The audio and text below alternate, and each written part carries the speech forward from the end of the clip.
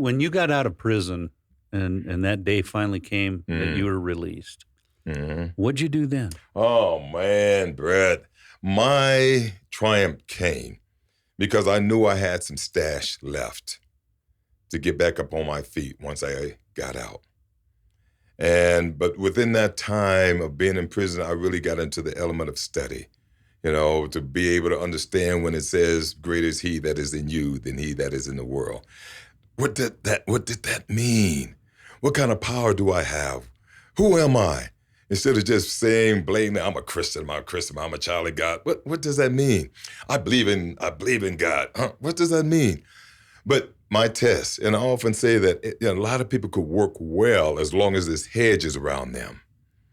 But once that hedge is down and you're out into the real world and all of us, that's where the test's going to come. So I went back and I always knew I had some stash left to get back up on my feet.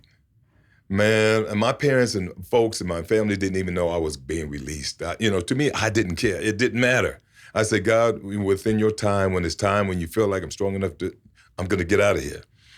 So after I visited with my parents and all that, man, I remember like it was yesterday. I went and got my stash and I held it in my hand. And these were rocks. These were cocaine. There's some that wasn't even cut yet, enough to get back on my feet, and all. Man, the longer I held that in my hand, the weaker I felt myself becoming because I got to reminiscing about the times, the good times, the fast lane and all that. And then at that point, I opened my bag, I spread it on the ground, and I didn't just let it sit there because I said, what did I do? Start putting the rocks back. No, I spread it on the ground with my feet. And I said, Satan, I rebuke you in the name of Jesus. I cast you out. You have no dominion over it. I'm free. I'm done. That was my victory. That was for me. That was my victory. That was my victory. Awesome. And that was my victory.